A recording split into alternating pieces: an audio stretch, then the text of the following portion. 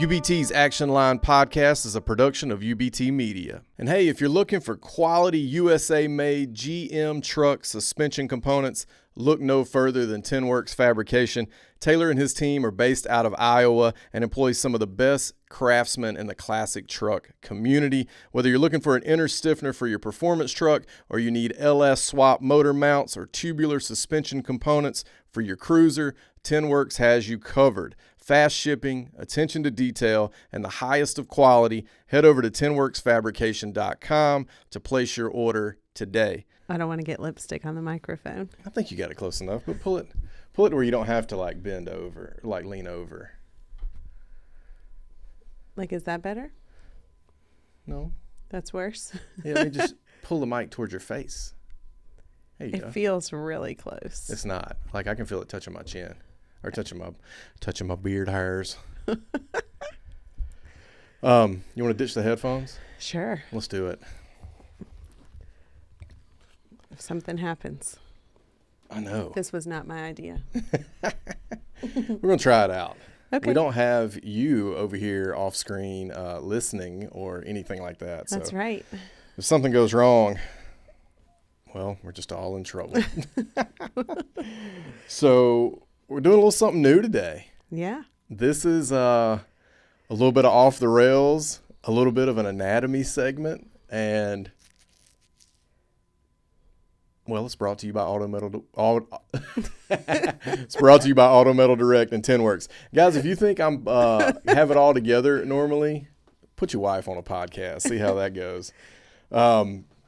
So the reason I feel like this is a bit of an anatomy segment is I want to dive in a little bit into, we like to reminisce on this show. Sure. We like to reminisce a lot on this show. And a lot of folks have gotten to know you over the last 2 years probably, especially if they've seen you at shows. If you've come to a truck show where we've had the UBT booth set up and we're selling merch, they've met you, seen you, talked to you, maybe if they didn't even know it. You've been interspersed throughout the channel since its inception, which was back at the end of 2018, but you've been involved the whole time and in some varying degree. So I thought it would be cool to kind of dive deep, the anatomy section, the off the rails section, as I really have no idea where this is going to go, but dive deep with you, Sarah, who is my wife, folks at home who are listening and not watching in the room. And really just talk about kind of the early days of UBT, kind of get your take on how all this, has evolved over the last 6 years, because it really has evolved. I mean, it's gone from, me doing this as a side hustle, filming on my iPhone, to now it's full production, media company, podcast. We have clients, we have the UBT brand. We have some new things coming that we're starting. Yeah. We got a little kids division that you're kind of leading up that we'll have so many more details on coming up soon, especially around the holidays. There's just so much to this that I thought it'd be fun to have you on to talk about. I think it will be fun. I'll try not to giggle too much. You are a nervous giggler. Oh, yeah. I like to be behind the cameras, so this is quite a difference.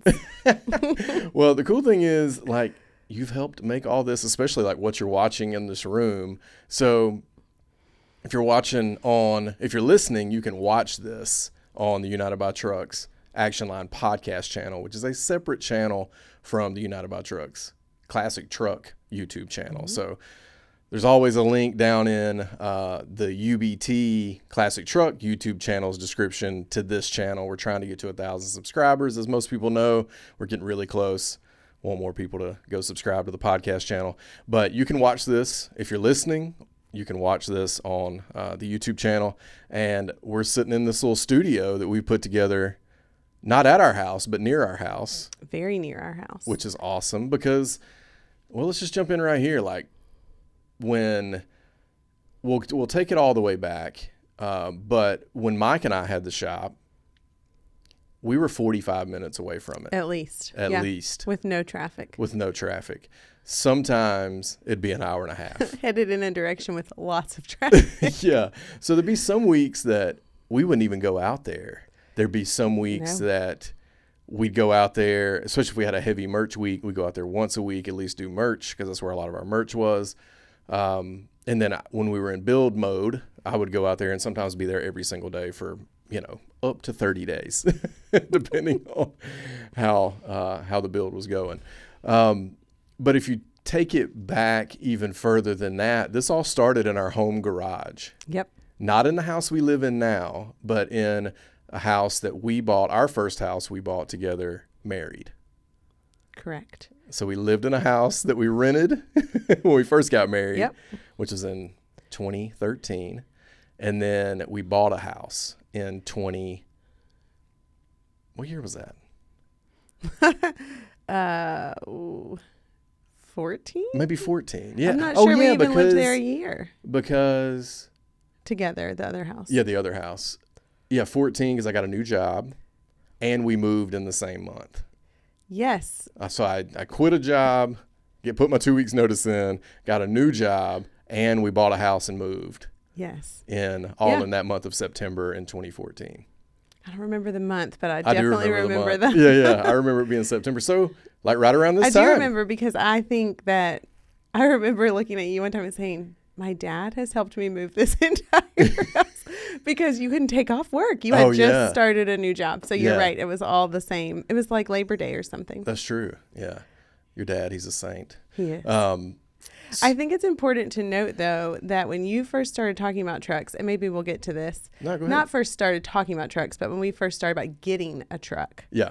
We lived in the old house. Yes, on Hickory Walk. The one we rented. Yeah, because we did. And I did buy a truck. you got a house. I mean, you got a truck at that house. Yes, and I did. Squeezed it into our teeny tiny garage. So that's important. And it got stuck in there. Yeah. Yeah. Well, no, it didn't get stuck in there. It got stuck in the driveway and we couldn't get it back up the hill. Remember that? Yes. Okay, so let me tell this story a little bit and then please just jump in and add color. I bought my first 67 when I was 18, which most people know. I sold that truck my freshman year of college. Me and my buddy John Worthington, we worked on that truck, tore it all the way down to the frame, and then I ended up selling it in pieces because I needed money to buy a guitar, go buy, beer, whatever in college. I don't even know. So ended up selling that truck. Actually, I probably wasn't buying beer because I wasn't old enough yet. But I ended up needing some money. So I sold that truck freshman year of college. And I didn't have a truck for a while. I was always interested in classic trucks, but I didn't have a truck because I was going to college, didn't have the money to build one or buy one that was already put together. And so it wasn't until 2011 or 2012 until I got another truck. And it was a 70, I think it was 2012. Were we married already? I don't remember you getting a truck till we got married. Okay, so it would have been 2013. Yes. Yeah. I'm not, I guess it would be around that summer because we were married I have in photos May. of, we called it Chalky White after the Boardwalk Empire character, and the truck was white. It was a white 71 step side. Had really cool patina on it. I remember we went all the way to Augusta. Do you remember going with me? Were there a lot of Mary statues on the way Mary there? statues on the way. I do very specifically remember that. And then remember there were like dead mice all in that. I also remember that. Yeah. And I thought, wow. Where are we? So I think I need to take a side note here for a second. It's important to know that when Robbie and I started dating, his main love at the time was guitars. Yeah. In terms of hobbies that I knew about. It's the one you have behind your head. Yes. And so I had spent some time going with him to trade, sell, do things with guitars. Yeah. Which was usually safe, but also could be kind of sketchy. Yeah, depending on where we were going, yeah. Because it wasn't always music stores. Like I'd go buy a guitar from a guy in a parking lot or a house. I remember going down in basements that I now look back, I'm like, I would not do that again. Thinking about now, I would go with you some to that. So when you were starting to talk about, and I think it's important to know, Robbie has always loved trucks, but I didn't know the depth of his love for trucks when we first got together. Or that it would become this. We also didn't have, we were doing other things that were taking up a lot of time and, we didn't have a lot of extra money. And I was flipping guitars just to make money to buy the next best guitar I could get. But I would go with you all the time for guitar stuff. So when you're like, hey, let's ride here for a truck, I'm like, sure, okay. So guitars at that moment, I'm like, yeah, at least you don't see dead rats when you're looking for sure. guitars. Because this truck it did not run and drive. But it did. I mean, all the tires were pumped up. Like it was. I bought trucks in way worse condition, but it was sitting at an old concrete plant in somewhere near Augusta. Yeah. It was like an old concrete plant, like a real small concrete plant. A lot of this stuff runs together. Sitting in the back. Guy was super nice. Wish I could remember his name. In fact, I didn't own a truck or a trailer. I didn't even own I was driving an SUV at the time. Yeah, the Mountaineer. Yeah, I didn't even have a truck that would tow a trailer at the time. So I believe that guy ended up bringing me the truck from Augusta. I think I paid him some extra money. I think he did. And he brought that truck all the way to me he drove 2.5 hours and brought it to us. So that's kind of like where this started for sure. And I think I'd probably already gotten into selling some parts and stuff. Like the thing I've always loved to do is like I never really made a bunch of money on trucks when I sold them, never really made a bunch of money on parts and stuff when I got rid of them, but I always wanted to get good parts into the right hands for like a reasonable price. And that's how John Pageant and I, who initially, you see him on the channel initially, that's how we got hooked up. We were, selling some trucks, but we were mainly selling good 67 to 72 parts. And I think that relationship probably started somewhere around that time. I know what does it used to call us? I don't know. You can say it. I don't know. The odd couple. Oh, the odd couple for sure. We were so different. I think that was once we had moved, though. I don't remember you having met John at our old house. But then again, we only lived there for a couple months before we... Because you're right. Because I didn't get into building the C10 Club here in Georgia until we had already moved to Colston, which is where I started, where we started Whitlock Garage, what became United by Trucks. So yeah, I mean, that's the very earliest days. It started right there with Chalky White, that 71 at Hickory Walk, the subdivision we lived in. Mm-hmm. And then we bought the Colston house in 14. And so it was a couple of years where I messed with trucks with John, had parts, we buy and sell parts, started the C10 Club sometime around 2016, 2017, I believe. That's when I met Ron and Rick. Ron came over to the house on Colston and bought fenders from me for the first time. Rick met through the C10 Club. We had that big cookout up at John's farm that we called the Truck Farm affectionately. And a lot of great memories through all that. So you have probably more vivid memories of all of that than I do. Well, for many reasons. Yeah. But Millie was born in 2016. Yeah, so our daughter. Yep. So I don't remember a lot of that early stuff. Yeah. Like, I'm not saying I don't remember, like I remember it was very specifically, I was doing a project outside painting a chair, I think, and Ron came over. Yep. It was the first time I met him, and he was so kind. Yeah, my dad was there, and he hung out for a little while. I think so. Yeah. He and his brother. Your mom may have. I don't remember his brother. You know what? Was that the time that my dad bought that truck from Ron? My dad bought like an NBS from Ron, like a little daily driver NBS. No, I don't have any recollection of that. I'm wondering if that was that time. I'm just remembering he brought me some tarps out of the back of his truck. He was like, you should probably cover the driveway. Oh, yeah, because you were like trying to spray painting? And I was like, listen, I've got about 30 minutes to get this done before Millie wakes up. I don't really need a tarp. But he helped me paint this driveway. Yeah, he was like, let me go help you out. And just brought me some free tarps from Harbor Freight or something. Ron, man, he's always there. Very kind. I think both of your parents were there that day visiting. Yeah. I don't have any recollection of your dad buying a truck from him. He did. It may not have been then, but he definitely did. That may have been already after we had the channel up and going. But Millie, born in 2016. So, and I got to say, you weren't into this. And you didn't even, and we didn't know that it was going to become, turn into a business, turn into a YouTube channel that required, and demanded so much. Well, it was really just a hobby at the time for you when we got the white truck at the old house. And then the C10 Club, or at least that's what I had assumed at the time. Me too. Is what it was. And I grew up around, it's also important to note, I grew up in the city here in Marietta. Yeah. So, I mean, we didn't have a lot of... You just weren't into all that stuff. No, I wasn't. And I remember my dad drove an Explorer, which I thought was cool. And then he got a cabriolet, which I thought was really cool. Only I could never learn how to drive a stick, which I know is upsetting to so many.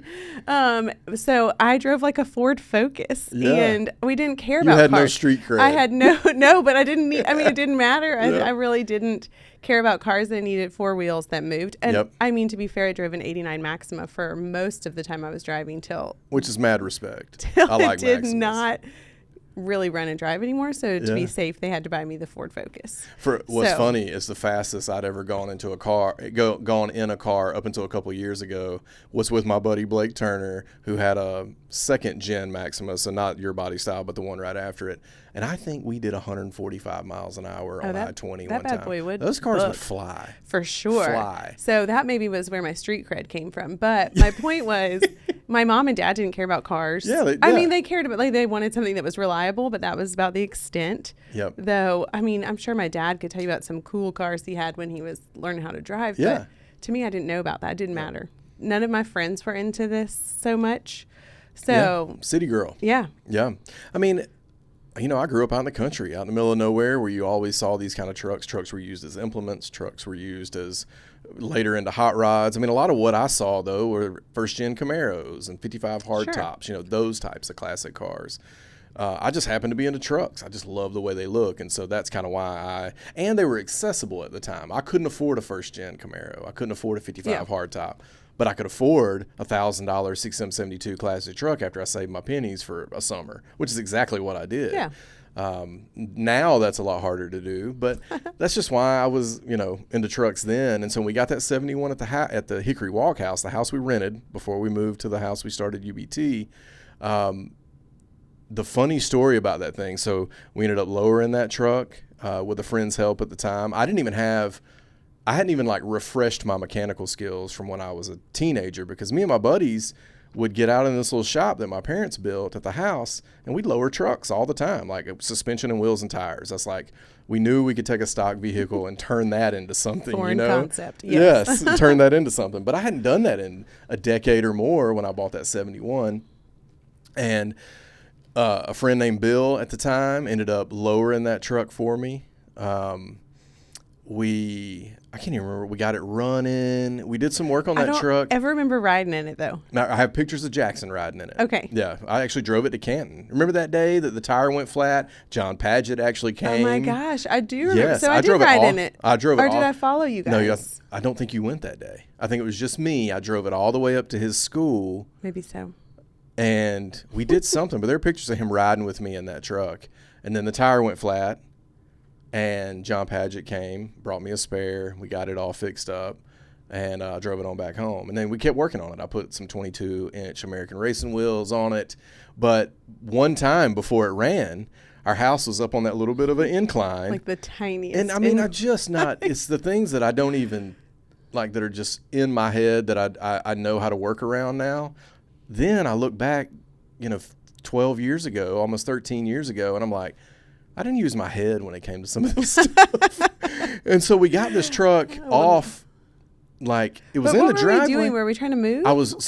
We had a one-car garage, and we had a one-car concrete pad next to the garage. Yeah, and so then the a little driveway, space in front of the driveway. Yeah, the driveway would come up this little incline. I mean, the incline wasn't 75 foot. Yeah, it wasn't very long at all. Could 50 fit foot. one car. Yeah, just enough for two cars to park sideways in front of the house, right there in front of the garage and that little concrete pad. And so we were moving the truck. I was going to move the truck from the concrete pad into the garage because it was starting to get cold and stuff, and I wanted to work on it in that little garage, even though you could barely even open the doors with that thing in there. Yeah, looking you could back. barely move. Yeah.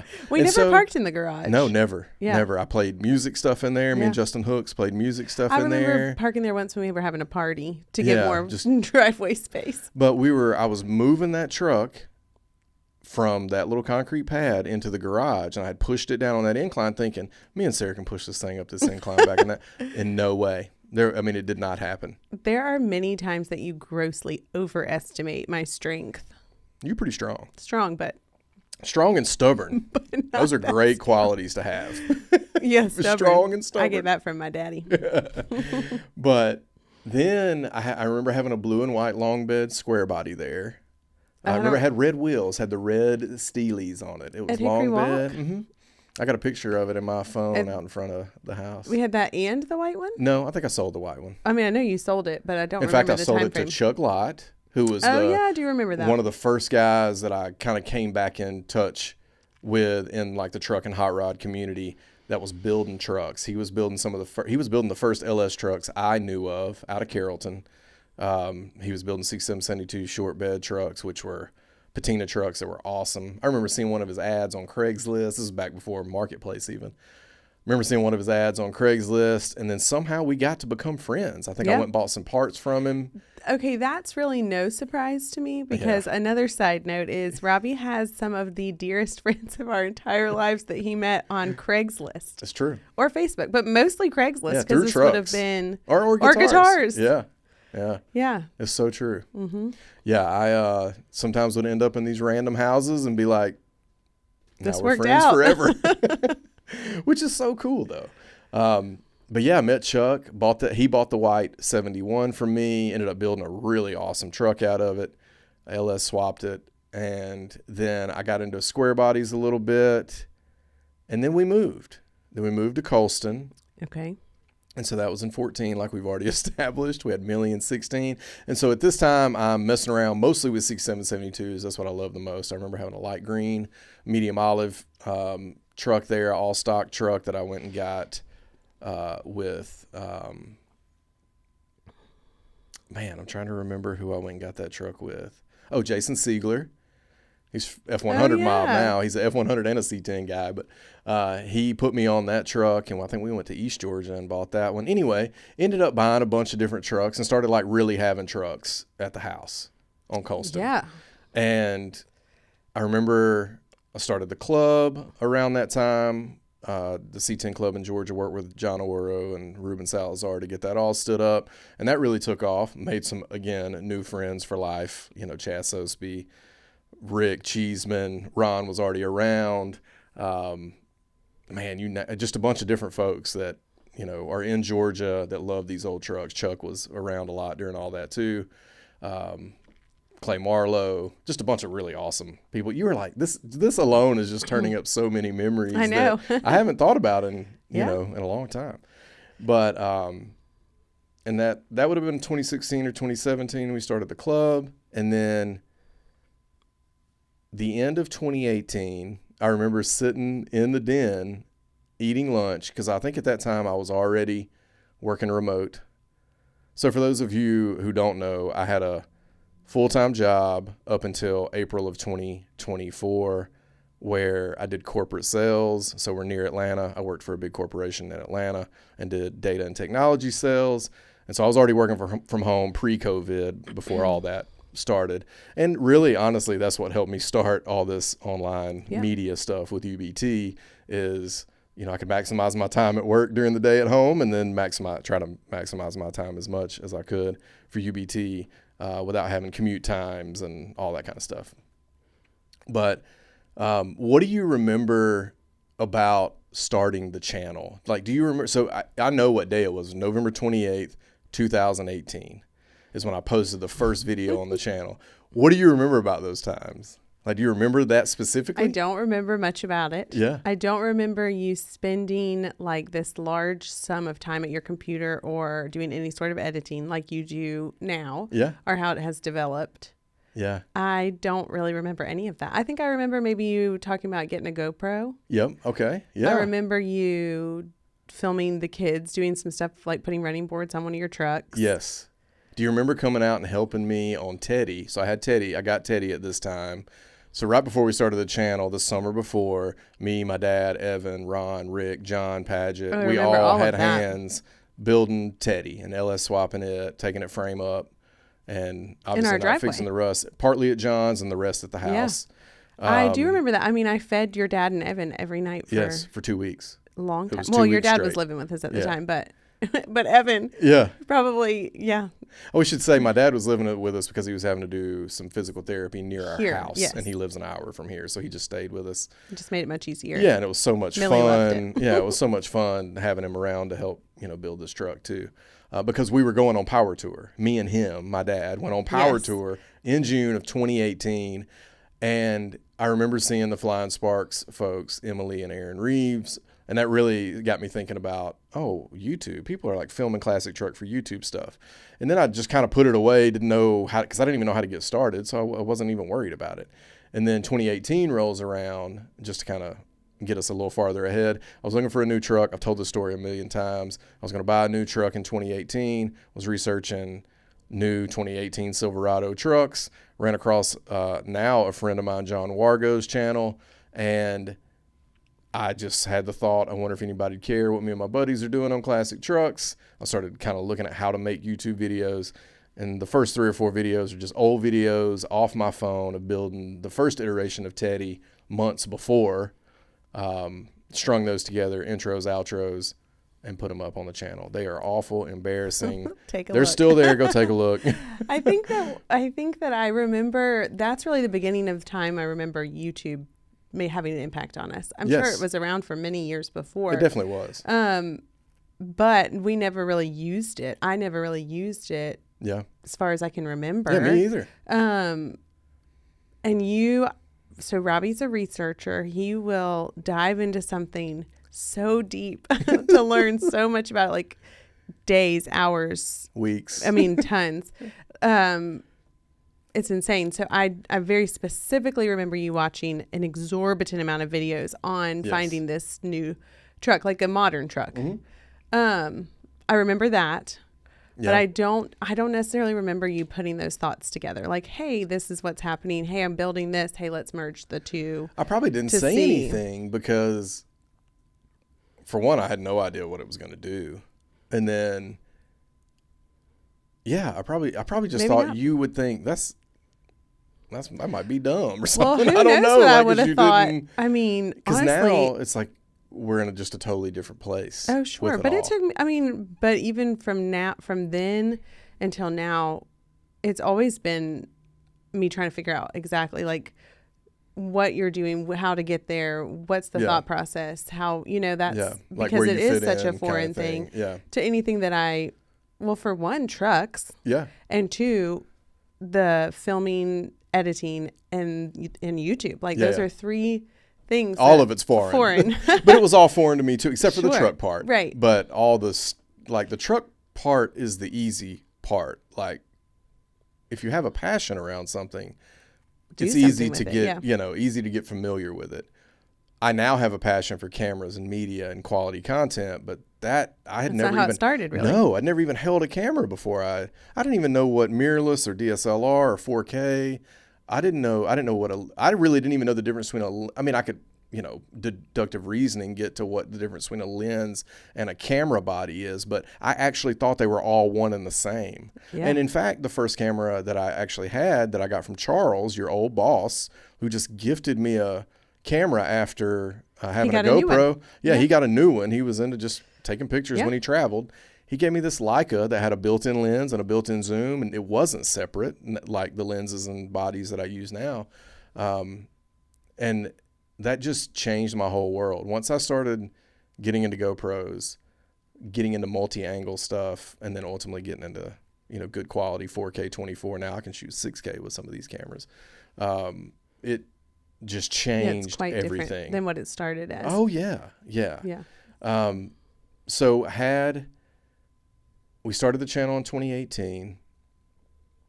Still was unbeknownst to Sarah, started the channel, and then within 90 days, I think we hit 1,000 subscribers, which was unheard of at the time. I guess maybe it still is. I don't know, but we just hit this thing at the right time.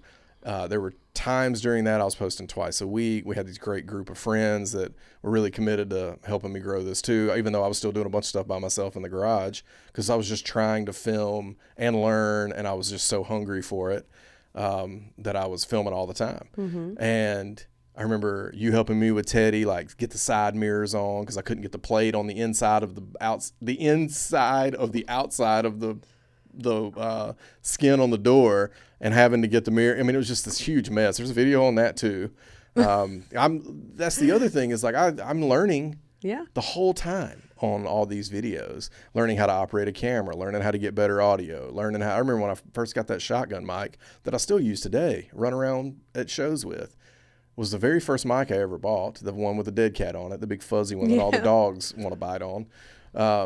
I still use that thing to this day. But I remember when I got that, it just changed the game. I didn't even know that you're supposed to have an external mic. I thought you used the mic on the camera. Mm-hmm. And anytime you even breathed on the camera, you could hear it. I mean, it was like, it just made that wind noise sound. And so getting a getting a mic that would, cut out all that and actually give you better projection.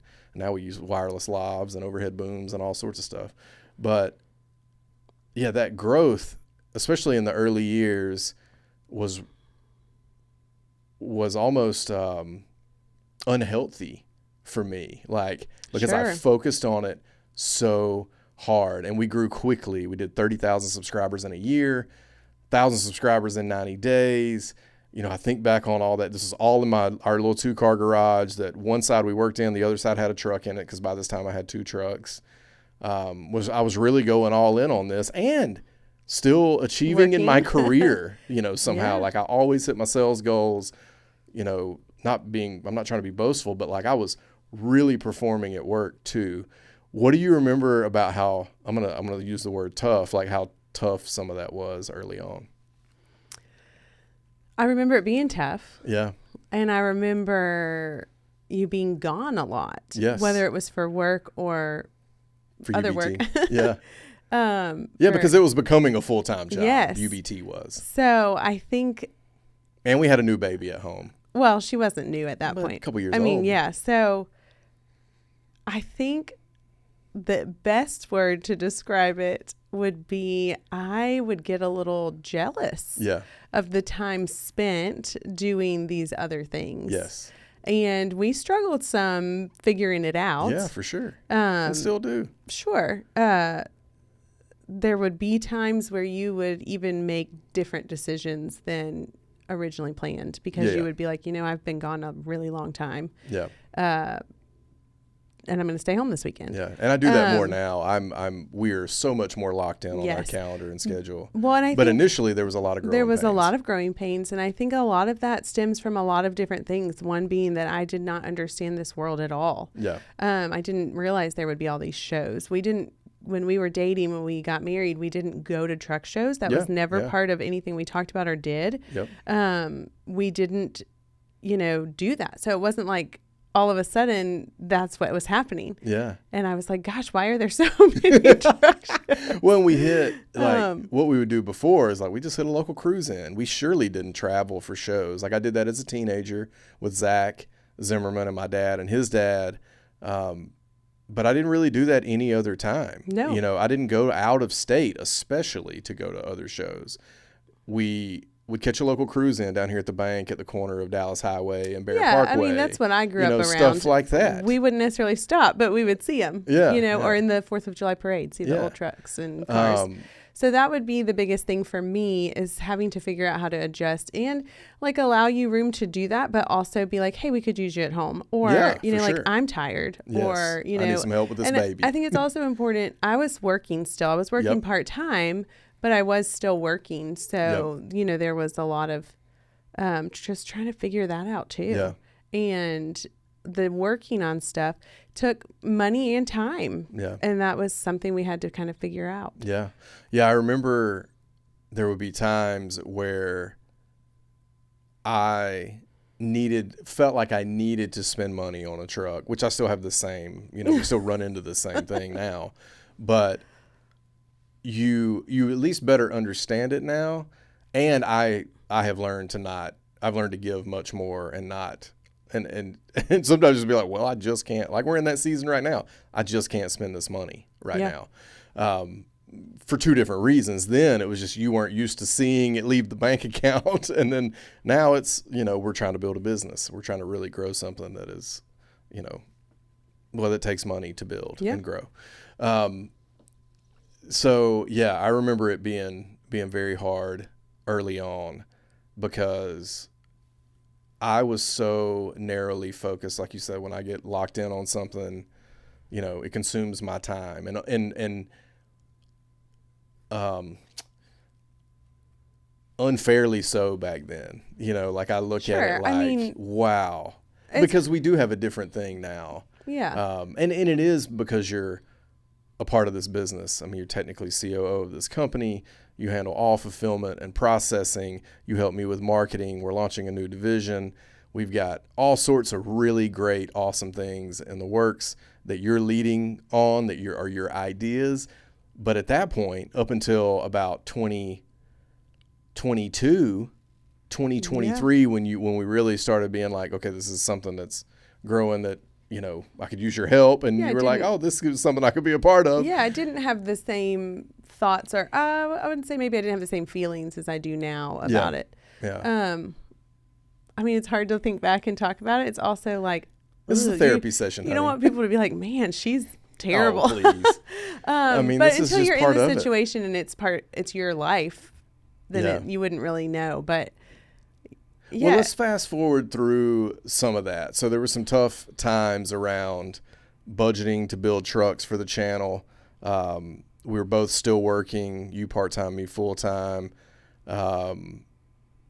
Then we fast forward into, well, when did you first, is there like this definitive moment where you're like, where it all got easier for you to understand? Or, I've never really asked you this. I'm definitely curious.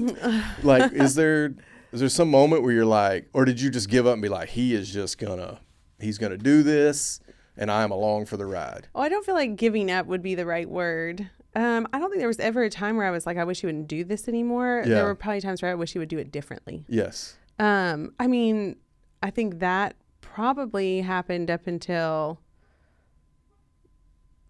I'm thinking like 2022. Yeah. I mean, I really don't know. Yeah. Because also I think I was still working with Charles when you would have me come and help you do orders and stuff. Yes. And we were doing those out of the house. We did do them out of the house. Out of Colston House. Out of the... No, I'm sorry. We did them out of Colston House. We also did them out of our new house, the house we live in now that everybody sees. Yeah. And what's in my driveway. I actually don't remember doing them out of Colston, but I remember doing them out of the shop in Dallas. And then we got another little shop closer by that we did some stuff. Yep. It was really hard to help when you were in Dallas. Yeah. It wasn't convenient at all for our life here. Yep. And like... if we were going to do it, I either needed to take Millie or find help for Millie. Yep. And that wasn't easy always either. Totally. And so it's fine. And, like kids can be uncomfortable for a little bit and she can certainly entertain herself. Oh, yeah, she's a beast. And like we're like figuring that out. But, hey, let's go to the shop for 5 hours is a lot to ask when you're little. Yeah. Like real little. So I would say it probably took up until, I'm trying to think of when the first show we went to with you was. Oh gosh, I don't know. I don't even know. I know we went Millie with you might remember. to Maggie Valley one time, time, and that was like kind of fun to see because I hadn't been so with that probably you somewhere. Was. Yeah. We went to a Maggie Valley. I can't remember what it was called then. I can't either. We went to a show with the Harrisons, Brian Harrison. Ron was there with Avery. Yeah, he was there with Reagan. He was there with Reagan. I'm sorry. Because she and Millie played together. Yes. That was a very fun show. So I had just had surgery, so I remember that being like a horrible feeling trip. Yes. But once we were there, that was like a whole thing I hadn't really seen. Like I didn't go with you on things. We didn't take like for better or worse at the time, we chose not to take Millie to a lot of things. Yes. Because it was just easier than having to load her up or how to take a truck and then I have to take a truck, all the things. Yeah, because I think the part of it is we're also gone for more than a day most of the time. Yeah. We're gone for a couple days. Yeah. Some of these shows are super hot. There's a lot of reasons whether we would do the same now or not. Right. I don't know. We don't. But now she comes with us. It's a family affair. But at the time, so perhaps it was going to a show and seeing you in action and seeing people like coming and talking and, you filming and doing all that I finally was like, oh, I see that he loves this. I could have seen, I knew that. But you were only seeing the bad side, or the hard side. The hard side, the time consuming side. Yeah. So, because by then, I think also you were spending like all day work hour working, all night editing or doing something. And so that's when I was like, geez, this is like a real time consuming And then thing. Planning travel where I'd be gone anywhere from 2 to 8 days. Yeah. That's and then it's also true. These sometimes you'd be gone for work. And then have to be gone for work travel too. Yeah. So I think being a part of it, I think you kind of realizing I probably need to figure out some sort of balance. Yep. I don't know that there's a specific time. I would say eventually we just kind of worked it out. Yeah. We just kind of figured out a way to make it work. Yeah. I think also we came to a conclusion at some point, you maybe know better than me, that like you would spend a certain amount of money on something. Mm-hmm. And then if you wanted something different or you needed to make something happen, you would have to sell something else. Yep. And that helped a lot too, because then we could kind of figure out how are we going to budget life Yes. and this and travel and other things. And Yeah, I think we just had to get to a spot where it worked well. Yeah. I think there was also a time. So that show, I want to go back to that show real quick before we jump off of that. At Maggie Valley, that was sort of a turning point for me from a media perspective too. I remember I had rented a good camera that I was thinking about buying, which is a Nikon Z6, which now we run all the newer Nikon Zs, but Nikon Z6, and I bought a gimbal for that show. And I remember specifically everybody that would comment on that video like, whoa, this is a whole different, notch up for automotive content. And I got to say, like, as much as I am bored, I guess, with filming shows now, I mean, I'm just going to flat out say that. There was so much excitement and so much great feedback. I mean, I still get good feedback on show videos.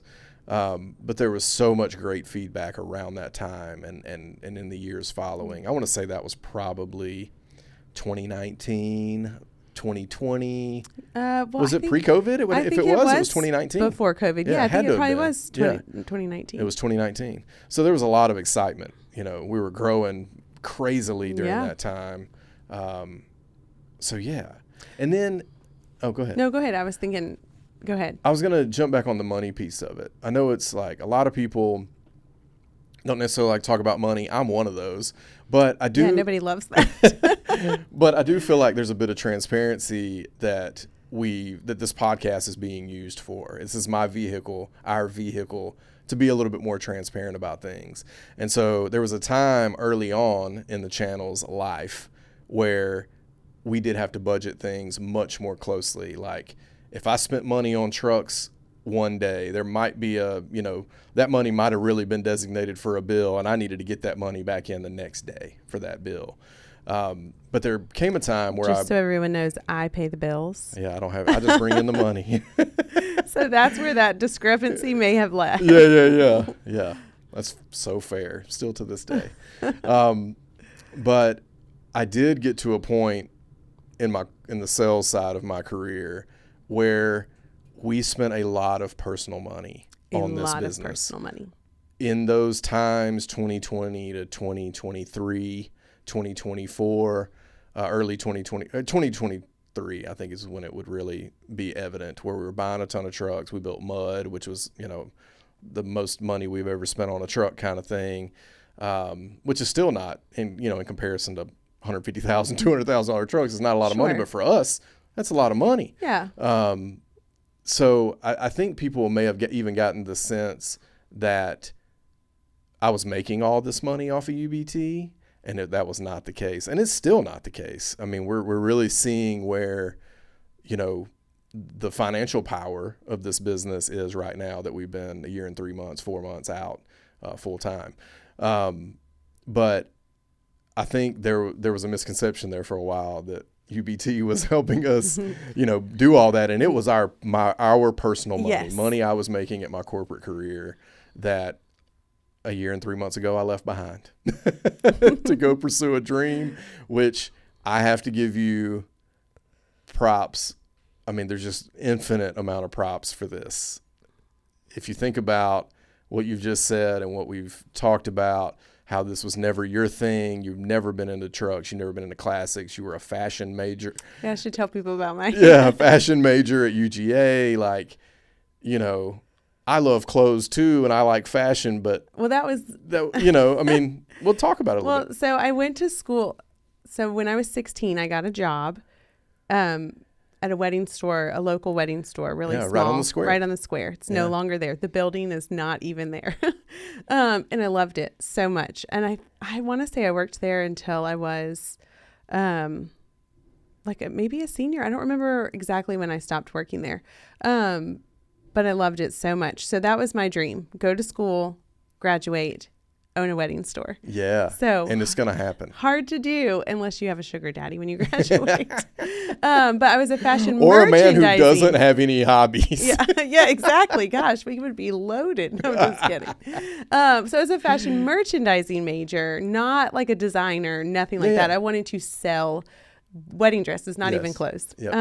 And we actually we laugh about this now because this is the closest related job I have done with my degree. That's because right. Doing all this merchandising Yes. for UBT. Before this, I planned events at the Chamber of Commerce, which is actually how Robbie and I met, Yes. which is a story we can certainly tell. Yeah. So we're rabbit holing here, but that's what this is all about. So in 2011, before I went and took the corporate job, doing government relations and sales, you worked for the Metro Atlanta Chamber of Commerce. I worked for the U.S. Chamber of Commerce. So I have a political science degree, a whole sort of political public policy background that I have totally put to the side and put that to the side even before UBT.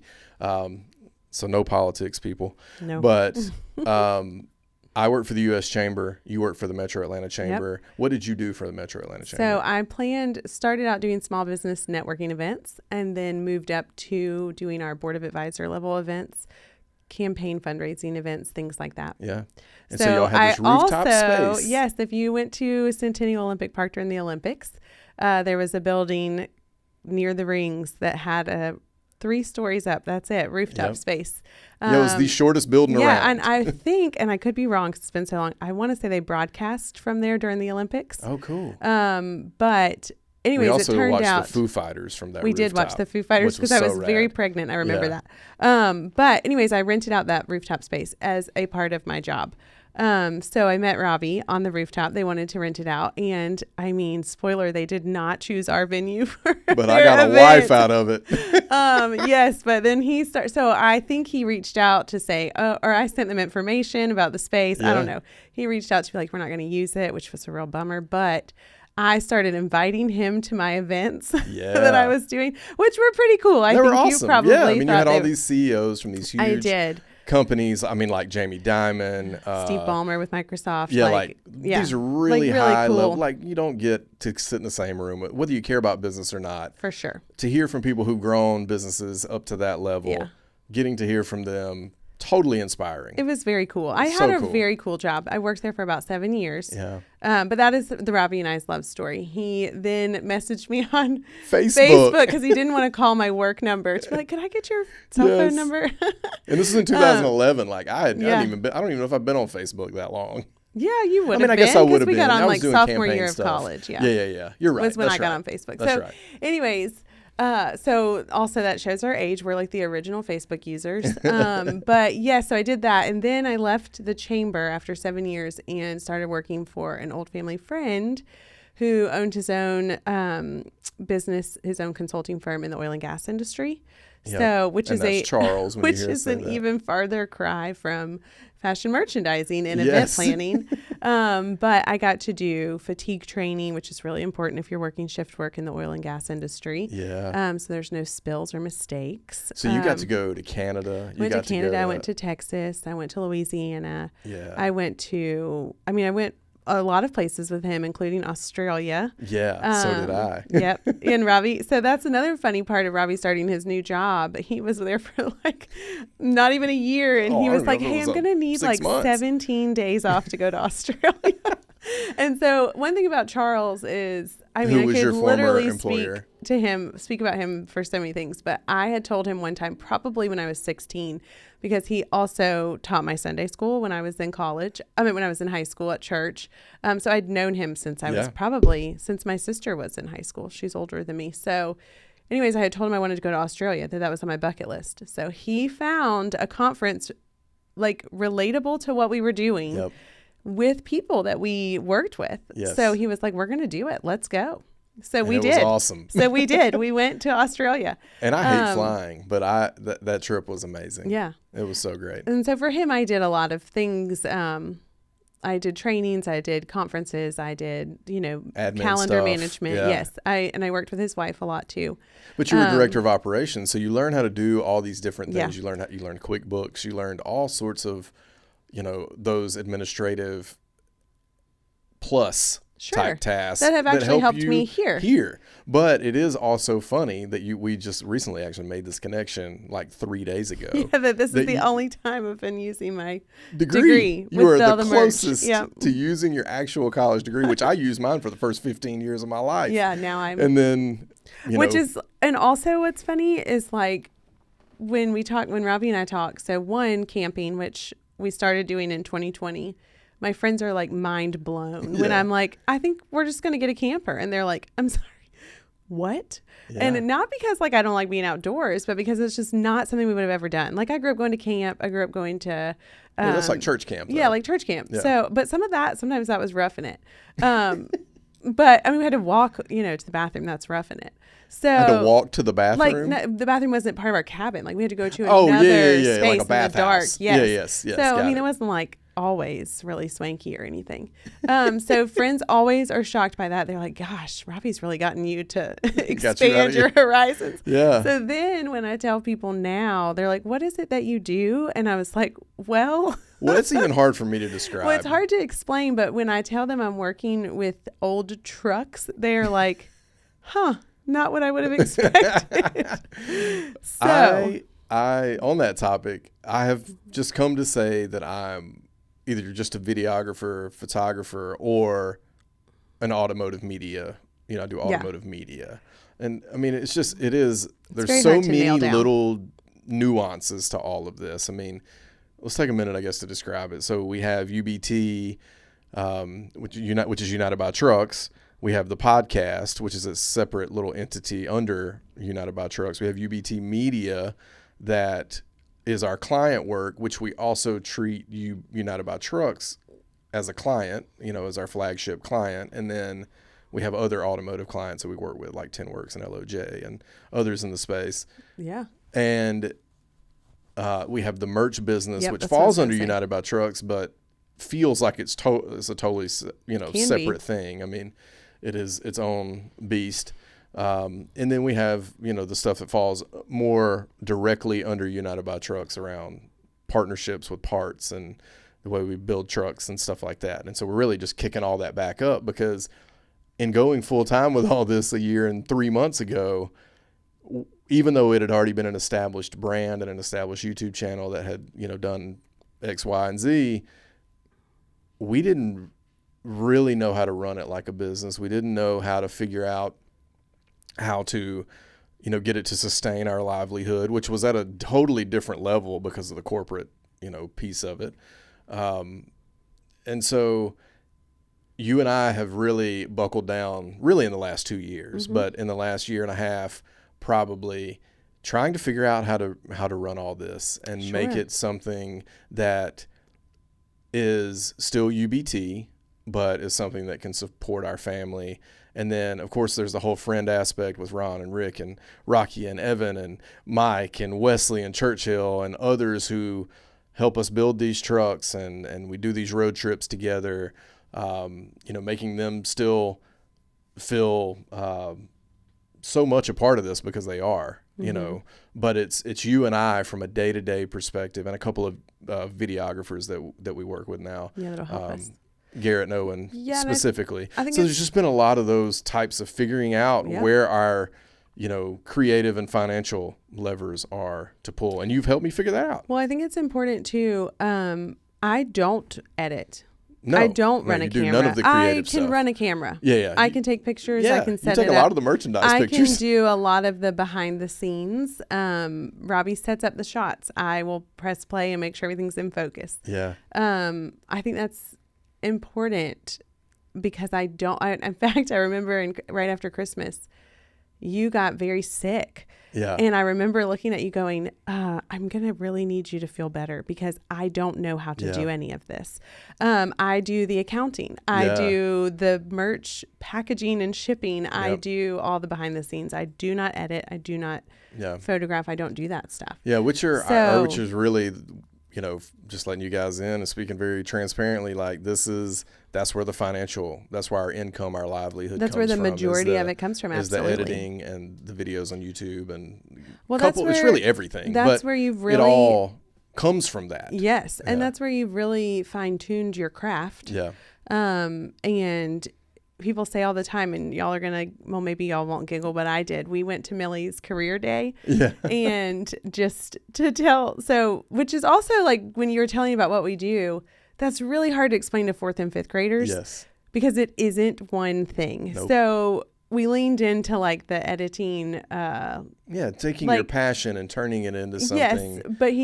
So Robbie leaned in. You really leaned into like here's a video. Let me show you how I put all this together, how this like comes to fruition. And so at one point, this little girl, I mean, not little, 4th and 5th grade, she was like, wow, the camera quality is amazing on this. And I was like, yes, it is. He's worked very hard. And then also somebody was like, this is like watching TV. Like, the other piece of it, though, was that 90% of these kids, when I popped Premiere Pro up on the screen, they know, and showed them the timeline, I said, what is this? Everybody said editing software. I'm like, wild. And they all knew CapCut because it's a free editing software. But I mean, for them to just recognize that that's what that is, blew me away. But it just goes to show you like the technologically advanced world that we've come into. You know, it is. Well, and you've come into that as well. Yeah, like you I'm started an old millennial. at a GoPro, but you've really come this way. And I'm the oldest of the millennials, or one of the oldest of millennials. I still relate to those older than us a lot, but regardless, I'm really proud of you and how you've taught yourself how to do all of that, and have really come like hugely. Oh yeah. Like far from where you started. Yeah. But that's where you've really turned it into something. That's why I think when about 2 years ago, Robbie and I started talking about it, he's like, I think we should, what do you think about going full time? And I think one of our biggest regrets is that 5 years ago, 4 years ago? 4 years ago, Robbie's like, I think I need to quit my job and go full time. And I guess I was not. I wasn't still as working. Comfortable. I can't remember. I think Charles had actually just passed. Okay. Which is when. It was around a similar time. And I think I was like, absolutely not. Like, yep.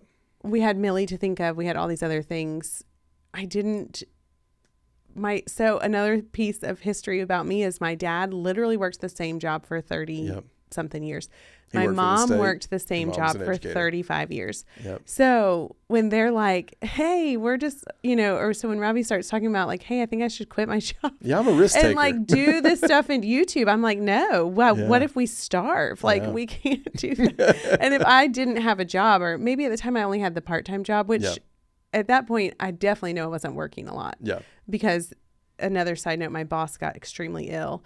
And so I was not really working. And I had the corporate career. I mean, I'm not. Yeah. So it's not like you aren't willing to work or anything like that. I mean, clearly you are. I want that to be clear. Is like, this was our path, like the way we wanted to raise our daughter and we Jackson. Had chosen. And I was making we have great the money. Why don't you stay home as much as you want as you can? Yep. So that's why I started working part-time. Similar job as to what I was doing before for the same guy. Yeah. But why it's also been it's been a bit of shock, to go from all that, even though there was some planning involved, and we had a nest egg when we did go full time. Yeah. Finally in 24, because we both decided in 22 or 23, whenever it was, that we weren't going to. And I was going to slog it out, make some more money. Well, I think, and two, it's important to note that you had done a better job at finding a balance. And so at that point, I think I was like, why would you give up one when you can do both? Yeah. From the person not doing it. Yeah. Right? Because I'm not the one. Like, I can sit there and watch you do all this work. Yeah. But I also knew that, hey, if you couldn't put out a video, we weren't going to be in trouble because you had your corporate job that was going to, pay us every other week. YouTube has changed so much. It hasn't the YouTube part of it, the actual YouTube revenue part of it hasn't changed very much regardless of whether I put more into it. They've changed the algorithm so much they pay their, at least in the automotive space, they pay us, 2 years ago, 3 years ago, with half the following, we made 4 times the money than we do now. I'm just going to put that out there. Yeah. I think I said that before on one of the other podcasts. This is why we're getting creative. Yeah, this is why. But this is also like, I don't want to go back. And I'll say this, transparently. There was a time recently where I thought I might go back, and it's still always in my back pocket, but I feel like I want to give this everything we can. And so you have come so far to meet me here to help me figure out like we can do this. We can do this. We need to take these risks now. Let's try to figure this out to where we can really at least give it all we've got. Yeah. In case I ever did have to go away from this full time. But I think, I don't want to, I'd be remiss to say or I'd be remiss if I didn't say we have some really great partners that help all this happen. Absolutely. Specifically Auto Metal Direct, Tinworks, and Sweet Patina on the podcast side. Auto Metal Direct and Sweet Patina, and Tinworks too, over on the United by Trucks, the classic truck side, have really been so helpful. This takes a whole sort of hodgepodge of folks and partners and people that support this, our media clients, people over on Patreon. I mean, it's a bunch of little small revenue streams is really what it is. And we're looking for more. And we've got some big announcements coming in the next 30 days that I'm so excited about, that we'll be able to talk about as a new way that we can help the truck community, the classic truck community, but also help us stay out here making what I think is really good quality classic truck content. Yeah, absolutely. So it was April 24 when we went full time. Was there anything else you wanted to talk about sort of that transition from me having a corporate job to us both going, head over heels into this? No, I don't think so. I had a thought though. When you were talking about everyone's names, like the friends that have made it, helped. I very, very specifically remember at our Colston house, Churchill, his dad. Yes, Johnny. Yep. And I feel like somebody else was there. Maybe Wesley was with him. Yeah. Doing That's when I What's first in met My Wesley. Driveway. Yeah. And I was like, okay, this is something definitely now. Yeah. With the filming that you did and getting in the car. Like, I very specifically remember that. And Millie and I, like, peeking out the window to see what was going on. Yeah. I mean, we filmed, just this summer, you and I have filmed 10 episodes of What's in My Driveway. Like, fully produced, in car, out of car, interview style, full production interviews that we'll start releasing this month, or in October. This is September 29th, I think it is. But so hopefully I'm about to get this up like today.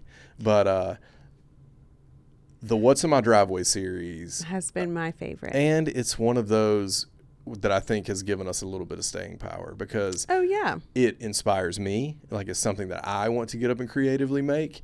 And I think other people love learning about how people build their trucks. Well, and this may be unpopular opinion for you, but at least for me, and it is true, Robbie knows this, I do not watch all of the videos from start to finish. No. I don't like that when you're getting into the nitty gritty, which is what a lot of people love your videos for, because you're showing them how to do things.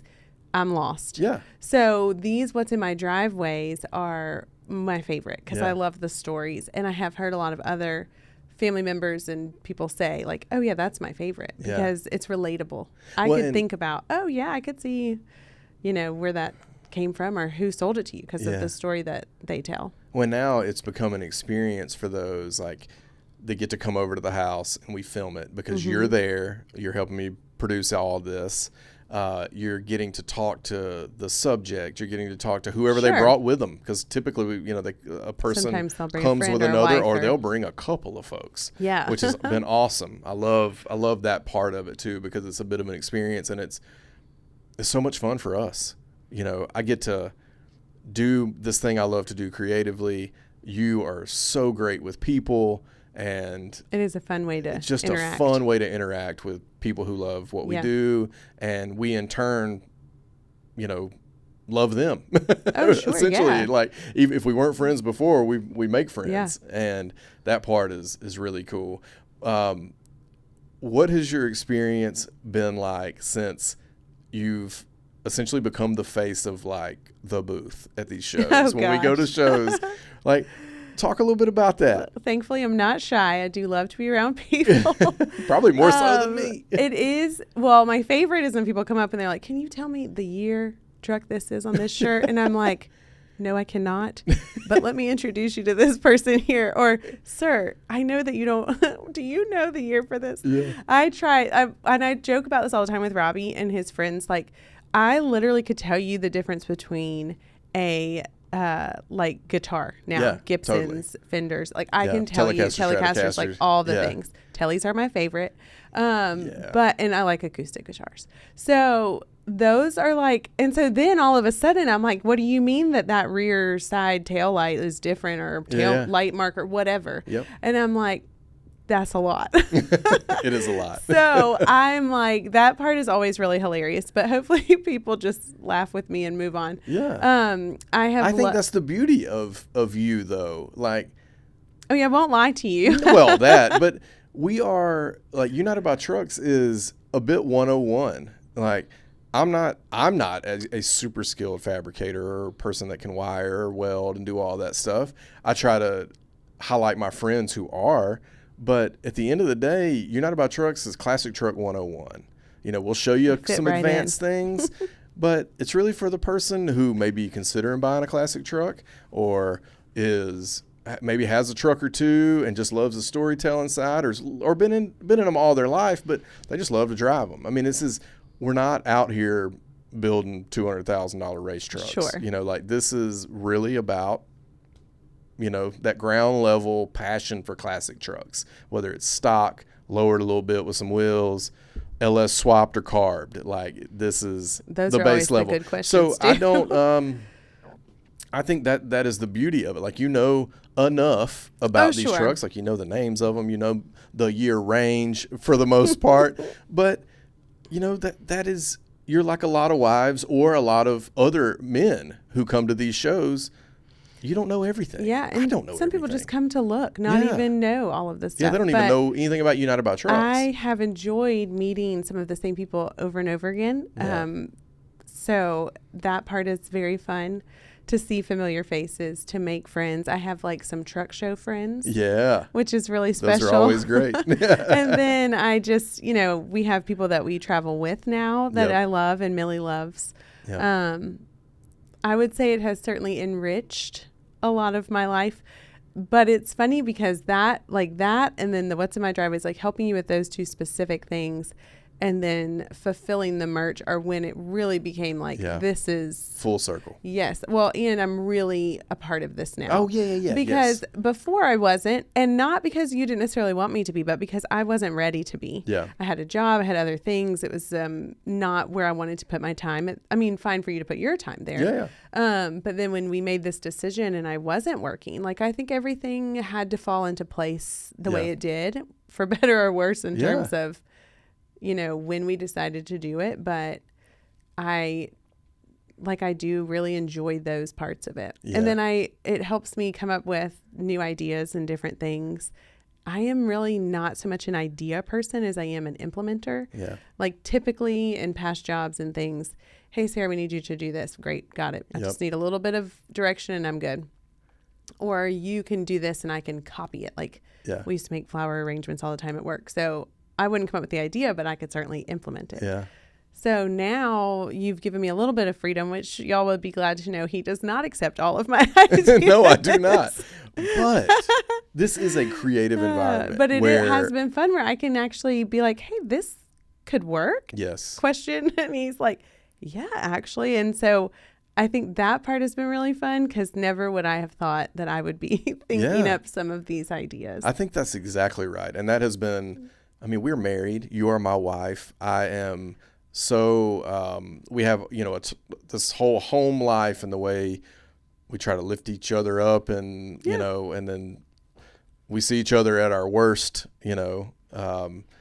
but having this also affects that too.